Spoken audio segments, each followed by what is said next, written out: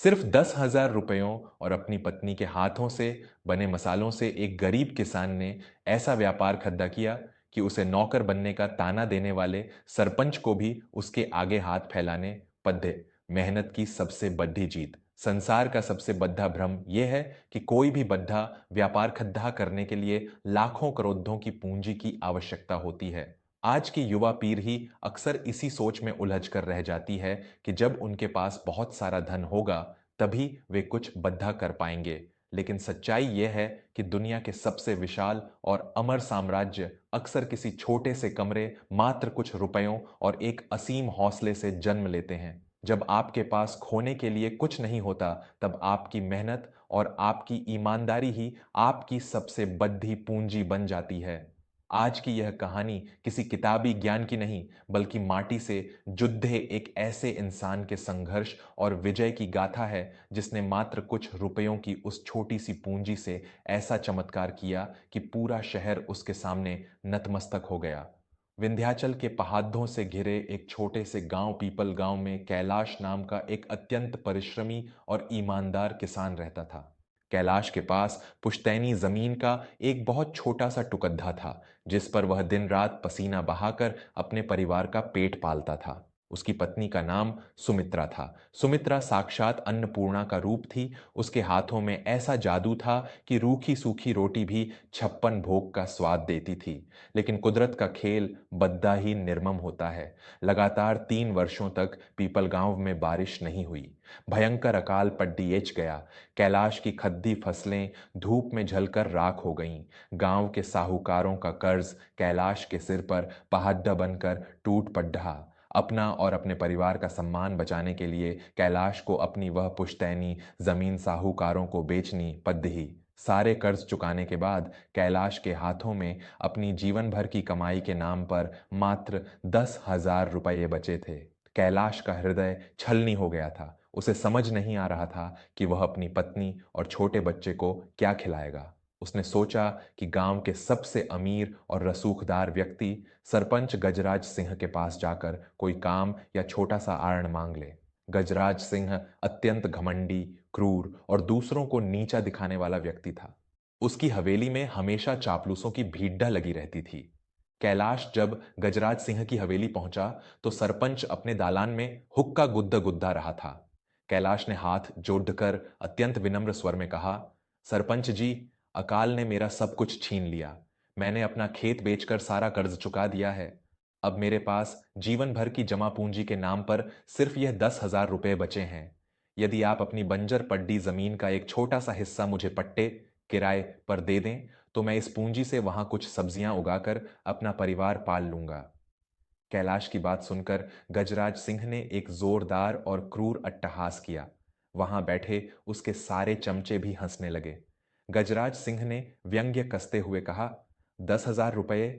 अरे ओ भिखारी कैलाश, 10,000 रुपये में तो मेरी हवेली के शिकारी कुत्तों का महीने भर का भोजन नहीं आता।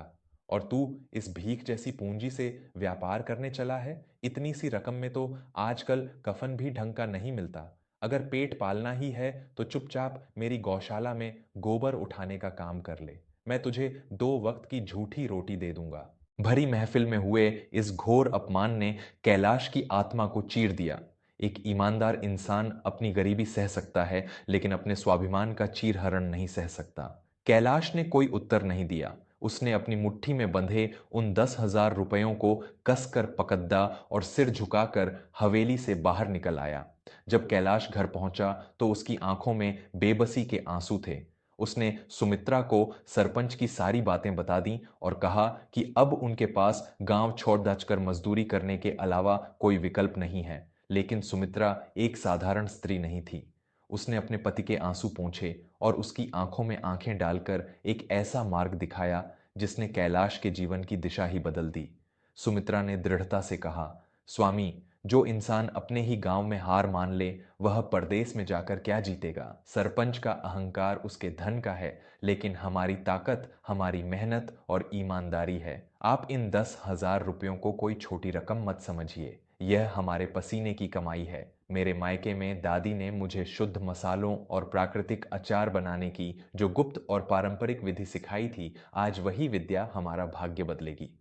हम किसी के आगे हाथ नहीं फैलाएंगे। कैलाश को अपनी पत्नी पर पूरा विश्वास था। अगले ही दिन सुबह सुबह कैलाश शहर की बद्दी मंडी गया। उसने उन 10,000 रुपयों से कच्चा आम, नींबू, आंवला, उच्च गुणवत्ता का सरसों का तेल और शुद्ध खड्डे मसाले, साबुत मसाले खरीदे। सुमित्रा ने घर के आंगन में सिलबट्टा, पत्थर का पारंपरिक उपकरण निकाला।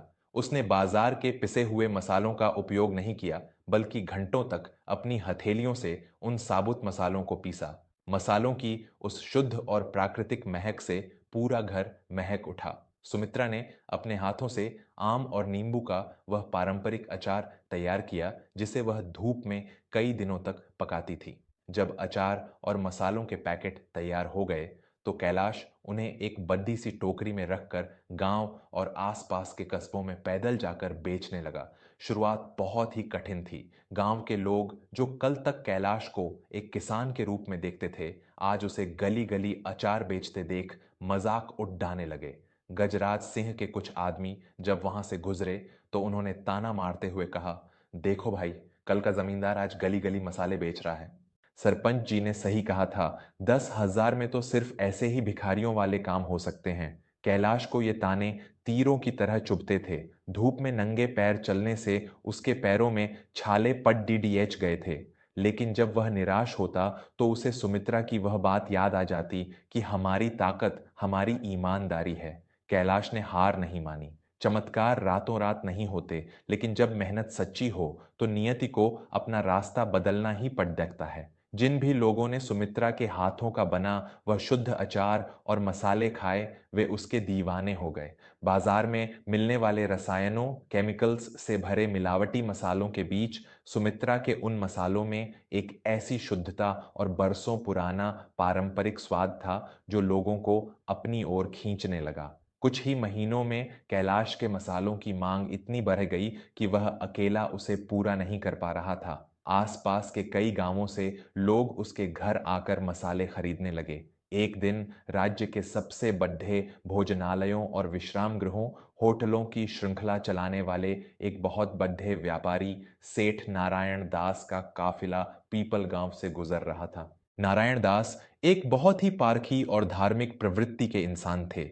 अचानक उनकी गाड़ी का टायर फट गया और उन्हें पीपल गांव में रुकना पड़ा। दोपहर का समय था। कैलाश उसी मार्ग से अपनी टोकरी लेकर लौट रहा था। उसने सेठ नारायण दास को परेशान देखा, तो उसने अत्यंत आदर के साथ उन्हें अपने घर आमंत्रित किया। सुमित्रा ने सेठ जी को सादा भोजन परोसा, बाजरे की रोटी, छाछ और उसके साथ अपना वह विशेष आम का अचार। जैसे ही सेठ नारायण दास ने उस अचार का पहला निवाला खाया, उनके हाथ रुक गए। उन्होंने जीवन में देश विदेश के सबसे महंगे भोजन किए थे, लेकिन उस अचार में जो स्वाद, जो शुद्धता और जो ममता थी, उसने सेठ जी को अचंभित कर दिया। नारायण दास ने अत्यंत गदगद होकर पूछा, भाई कैलाश, यह अमृत के समान अचार किसने बनाया है? मैंने आज तक इतने शुद्ध मसालों का स्वाद नहीं चखा। मेरे बड्ढे बड्ढे विश्राम गृहों के मुख्य रसोइये भी ऐसा स्वाद नहीं बना सकते। कैलाश ने अपनी पत्नी की ओर इशारा किया और सेठ जी को अपनी पूरी कहानी, अपना संघर्ष और मात्र 10,000 रुपये से शुरू किए गए इस छोटे से काम का पूरा वृतांत सुना दिया। नारायण दास एक सफल व्यापारी थे। वे सोने की परख जानते थे। उन्होंने उसी क्षण कैलाश के सामने एक ऐसा प्रस्ताव रखा, जिसने कैलाश के जीवन के सारे दुख हमेशा के लिए मिटा दिए। नारायण दास ने कहा, कैलाश, तुम्हारी यह शुद्धता अब इस छोटे से गांव तक सीमित नहीं रहेगी। मेरे पूरे राज्य में फैले हुए 50 बड़े विश्राम गृहों में आज से सिर्फ तुम्हारे ही बनाए हुए मसाले और अचार का उपयोग होगा। मैं तुम्हें अभी इसी क्षण 10 लाख रुपए का नकद अग्रिम भुगतान एडवांस कर रहा हूं।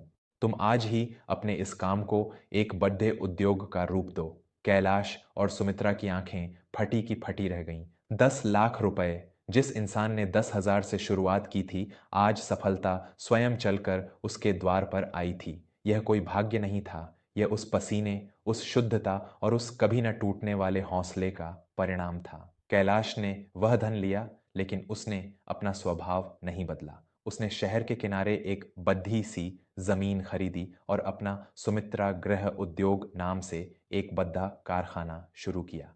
लेकिन उसने आधुनिक मशीनों से मसालों को पीसने के बजाय गांव की ही 50 गरीब और बेसहारा महिलाओं को काम पर रखा।